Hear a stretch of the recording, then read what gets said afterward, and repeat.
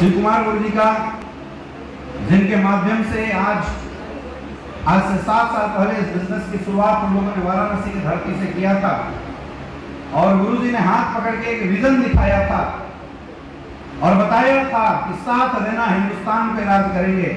और मेरे दोस्त, आज देखने को मिलता है कि जितना आने के बाद इज्जत, प्यार, मोहब्बत, सम्मान घर घर से, शहरों शहरों से, जिलों जिलों से आज हमें मिल रहा है। गुरुदेव बहुत बहुत धन्यवाद कि आपने जो सपना दिखाया था वो सपना आज पूरा हुआ। मैं चाहता हूँ एक जोरदार तालियां होना चाहिए गुरु जी के लिए। ऐसे नहीं मेरे दोस्त, परमात्मा के लिए ताली तुम कब बजाओ चलेगा, लेकिन जिन्होंने हमें बजाया बनाया उनके लिए तालियां बढ़िया वाली होनी चाहिए।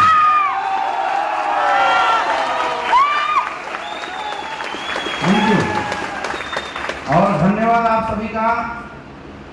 आप सबने सासाराम जश्न विहार के शो में इतना गर्मजोशी से स्वागत किया, दिल गदगद हो गया। मैं बताऊं, यहाँ पे बैठे 99% लोगों को मैं नहीं जानता। आज पहली बार मेरी मुलाकात हुई और शायद आप में से बहुत सारे ऐसे लोग होंगे जो आज मेरे से पहली बार मिल रहे होंगे, है ना। कितने ऐसे लोग हैं जो मुझे लाइव आज पहली बार सुन रहे हैं? हाँ, बहुत सारे लोग।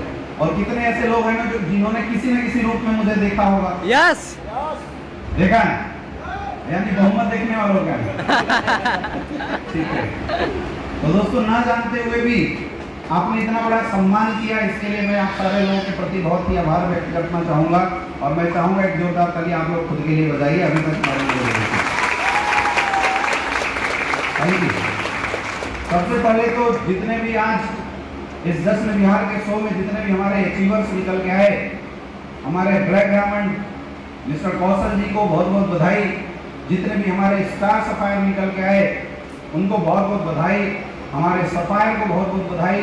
जितने भी हमारे रूबी स्टार आए थे उन सारे लोगों को बहुत बहुत बधाई। जितने टोपाज हैं उनको भी बहुत बहुत बधाई। जितने हमारे एमराल्ड, प्लेटिनम, गोल्ड, सिल्वर और ब्रॉन्ज आज बने हैं, आप सारे लोगों को दिल से बहुत बहुत बधाई। और मैं दोस्त, मैं ये बधाई इसलिए दे रहा हूँ क्योंकि इस दुनिया के अंदर हर इंसान काम करके पैसा कमाता है, लेकिन आप सब इज्जत, मान, सम्मान के साथ पैसा कमा रहे हो, इसलिए आपको धूमधाम बधाई। Thank you. My self Amit Dubey और मैं बेसिकली बिलोंग करता हूँ झारखंड का एक छोटा सा शहर पलामू डिस्ट्रिक्ट का नाम आप सबने सुना होगा। वहीं पे पड़वा मोड़ मेरे ख्याल से सारे लोग जानते होंगे, राइट? हाँ जी। तो वहीं बगल में हमारा छोटा सा गांव है, मैं वहीं से बिलोंग करता हूँ। यानी कि ये बोल सकते हैं कि जैसे आप हैं वैसे हम भी। कुछ अंतर है? बिल्कुल अंतर नहीं है। मैं भी वहीं से बिलोंग करता हूँ और जैसे एक हर इंसान का सपना होता है पढ़ लिख के जीवन में कुछ बड़ा करना, वैसे मेरा भी सपना था जीवन में पढ़ लिख के बहुत अच्छा करना।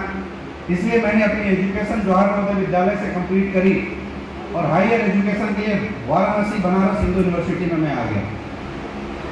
आज बहुत सारे ऐसे लोग हैं जिनके बच्चे अगर पढ़ाई करते हैं तो उनका सपना होता है कि अपने बच्चे को डॉक्टर बनाए, इंजीनियर बनाए, हाँ या ना? यस। तो मेरा भी ऐसा सपना था कि मैं बड़ा होकर डॉक्टर बनूं और मेरी एजुकेशन इतनी अच्छी थी कि मैंने फर्स्ट अटेम्प्ट में ही MBBS की एग्जाम को क्रैक किया था। यानी बोल सकते हैं आज डायरेक्ट सेलिंग इंडस्ट्री में लोग एक अंकुश लगाते हैं जिसका कहीं जुगाड़ नहीं और नेटवर्किंग में आ जाता है। लेकिन मेरे दोस्त, आपके सामने मैं एक ऐसा एग्जाम्पल खड़ा हूँ कि मेरा अपने करियर का भरपूर जुगाड़ था, लेकिन उसके बावजूद भी मैं इस इंडस्ट्री में आज फुल टाइम काम कर रहा हूँ। ये सबसे समझने वाली बात है, क्योंकि जनरली इस तरह का जब शो हम लोग देखते हैं, लोग आते हैं, फूल माला से तालियां बजती हैं, तो बहुत सारे लोग तो इस इंडस्ट्री की मर्म को समझते हैं, लेकिन बहुत सारे ऐसे लोग हैं, मैं उनको नादान बोलता हूँ या मैं उनको अननॉलेजेबल पर्सन बोलता हूँ, जिनको इस इंडस्ट्री की नॉलेज नहीं है। वो लोग ये समझते हैं यार ये क्या डुप्लीकेसी चल रही है, यहाँ पे ये किस तरह की बातें चल रही है, यहाँ क्या फालतू का हला हंगामा हो रहा है, इस तरह की बातें लोगों के दिमाग में आते रहता है। मैं इसलिए आपको ये बताना चाहूंगा क्योंकि मेरा ये बात बताने का कोई मकसद नहीं था। मेरे जीवन में कैरियर के लिए मुझे कहीं भी सोचने की जरूरत नहीं थी मेरे दोस्त, क्योंकि जो एक इंसान, जो एक बच्चा अपने जीवन में कुछ करके जहां तक पहुंचने के लिए सोचता था, मैं वहां तक पहुंच के उस पढ़ाई को मैं कंटिन्यू कर रहा था और उसी समय ये डायरेक्ट सेलिंग इंडस्ट्री मेरे जीवन में आया। कई लोग पूछते हैं कि सर आपकी करियर अगर इतनी अच्छी थी तो आप इस इंडस्ट्री में क्यों आए? मैं सच बताऊंगा, झूठ नहीं बोलूंगा। सच्चाई ये थी कि मैंने अपने जीवन को थोड़ा कंपैरिजन करके देखा था। मैं डायरेक्ट सेलिंग में आना नहीं चाहता था। किसी इंसान ने बताया और उसने बोला यार कुछ नहीं करना, 2 लोगों को जोड़ना है और जिस दिन 10,000 की टीम बनेगी तो 8 लाख रुपए महीना कमाएगा। तो ये बात मेरे उतने पल्ले नहीं पड़ी, लेकिन उसने जो एक और अच्छी बात ऐड करी, उन्होंने ये चीज ऐड किया था कि यहाँ पे आप अपने साथ साथ हजारों लोगों के जीवन में बदलाव कर सकते हैं।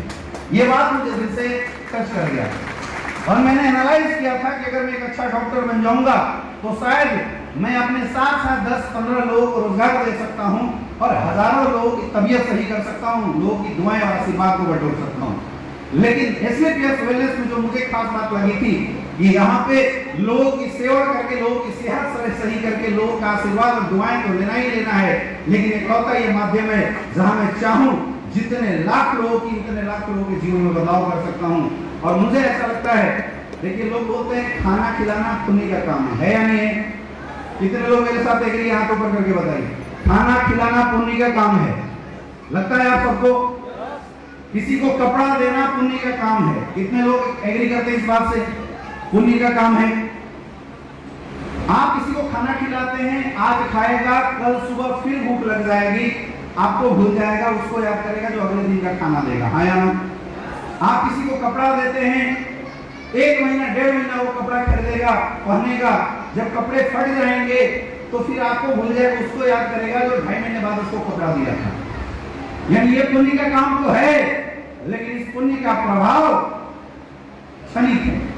मेरा ऐसा मानना है कि इस दुनिया में सबसे बड़ा पुण्य का काम है एक नाकामयाब इंसान को कामयाब बना देना, क्योंकि एक नाकामयाब इंसान अगर कामयाब हो गया तो वो नहीं, उसकी 7 पीढ़ियां तुम्हें याद करने वाली है मेरे दोस्त। और इस दुनिया में नाकामयाब इंसान को कामयाब बनाने का कोई प्लेटफॉर्म इस धरती पे है तो उस प्लेटफॉर्म का नाम है एसवीपीएस वेलनेस प्राइवेट लिमिटेड। ये मौका मुझे मिला था आज से 7 साल पहले, इसलिए मैं इसकी बात कर रहा हूं। मुझे ये समझ में आया था कि इस प्लेटफॉर्म के माध्यम से मैं हजारों लोगों के जीवन में बदलाव कर सकता हूं, लेकिन जब शुरुआत किया तो सामने फीडबैक ऐसा आया नहीं। हमें लोग बोलते थे ये मेंबर बनाने का बिजनेस है। कुछ लोगों ने मुझे बोला कि तू अपनी कैरियर पे लात मार गया बेटा, तो किसी काम का नहीं है। कुछ लोग बोलते थे ये फंसने फंसाने का बिजनेस है। कुछ लोगों ने मुझे एडवाइस दिया कि चलो पुण्य का काम तो ठीक है, लेकिन तेरी कैरियर नहीं है इसमें, तू बर्बाद हो जाएगा। लेकिन मुझे एक चीज समझ में आया था, किसी के घर में रोटी का अरेंजमेंट करना परमात्मा का काम है, और अगर किसी के घर में रोटी का अरेंजमेंट करने में अगर मैं सहयोगी बन जाता हूं, इसका मतलब विधाता का काम मैंने कर दिया, और अगर हमने उसका काम किया तो हमारा काम अपने आप परमेश्वर कर देगा, हाँ या ना? यस या नो? और इस सोच के साथ 2016 में मैंने और गुरुजी ने वाराणसी की धरती से एक मिशन की शुरुआत करी थी। हमने ठान लिया था कि दुनिया आज भले हमारी बातों पे विश्वास न करे, लेकिन दिन ऐसा आएगा, क्योंकि उगते सूरज को पूरी दुनिया नमस्कार करती है, एक दिन ऐसा आएगा कि लोग हमारी बात को मानेंगे। हम लोगों ने बाइक से मैंने बिजनेस की शुरुआत की। मेरे पास उस समय पैशन प्रो बाइक होता था। लोगों के घर घर जाते थे शुरुआती दौर में, लोगों को समझाते थे, लोगों को प्रोडक्ट के बारे में बताते थे, लोगों को बिजनेस के बारे में बताते थे, लोगों को समझाते थे कि अगर 3 साल 4 साल 5 साल अगर आप टिक जाते हैं तो यहाँ पे लाखों की इनकम आ सकती है, करोड़ों की इनकम आ सकती है, दुआएं मिलेगी। मेरे दोस्त यकीन मानो, जैसा आज आप लोगों के साथ हो रहा होगा, आप लोगों को समझा समझा के थक जाते होंगे। बंदा सामने से बोलता है यस करूंगा, और पीछे जाने के बाद 2-4 गालियां भी देता होगा, देता है। ऐसा ही था, सेम स्टोरी, सेम ऐसा ही चल रहा था शुरुआती दौर में। कई बार ऐसा लगता था यार हमने कहीं रियल में गलती तो नहीं कर दिया, रियल में कोई मिस्टेक तो नहीं हो गया हमसे, इतनी बड़ी पढ़ाई हमने छोड़ दिया। लेकिन मुझे सिर्फ एक चीज पता था कि अगर इस इंडस्ट्री में सफल होना है तो विश्वास तो करना पड़ेगा, विश्वास तो करना पड़ेगा, क्योंकि इस धरती पर विश्वास की बहुत बड़ी ताकत होती है मेरे दोस्त। जब एक इंसान किसी भी फील्ड, किसी भी चीज पर विश्वास कर लेता है, उसकी आत्मिक ताकत जग जाती है। आप देखिए सावन के महीने में जो लोग अपने घर से 5 किलोमीटर दूर पान खाने बाइक से जाते हैं, 200 किलोमीटर पैदल यात्रा करके जल चढ़ाने पहुंच जाते हैं। यस या नो? यस या नो? आप सोचिए ये 200 किलोमीटर पैदल जाने की ताकत कहां से आती है? लोग बोलते हैं महादेव की कृपा है, सच बताना, कसम है जितने लोग गए हो कितने को महादेव का दर्शन हो गया? दर्शन नहीं हुआ मेरे दोस्त, लेकिन एक विश्वास है कि अगर हम जाएंगे तो परमात्मा का आशीर्वाद मिलेगा। उस विश्वास की ताकत पे आप 200 किलोमीटर पैदल चले जाते हैं। सोच के देखो बिलीव की ताकत, सोच के देखो बिलीव की ताकत। यस या नो? बिलीव की ऐसी ताकत है कि आपने देखा होगा बहुत सारे ऐसे गांव में ऐसी रस्म होती है जहां पे लोग अंगारों पे चल जाते हैं। देखा, अंगारों पे चलते हैं लोग, और कमाल की बात है कि अंगारों पे चलने के बाद भी पैरों में एक सिंगल छाले नहीं पड़ते, आग जला नहीं पाता। इंसान का विश्वास आग को भी रोक के रख देता है, इतनी ताकत उसके शरीर में ज्वलित होना शुरू हो जाता है। आप सोच के देखिए, अरे ये तो बहुत बड़ी बात है। मैं एक छोटी सी बात बताता हूं, शायद आप सबने महसूस भी किया होगा। कई बार ऐसा हुआ होगा कि आपकी भोर में ट्रेन होगी 4 बजे, 4 बजे आपकी ट्रेन होगी और आपने अलार्म लगाया 3:45 का, और कई बार ऐसा हुआ होगा कि आप 3:20 25 में अपने आप जग गए। कितने लोगों के साथ ऐसा हुआ? हुआ है? सोचो, जब आप सोए थे तो सोया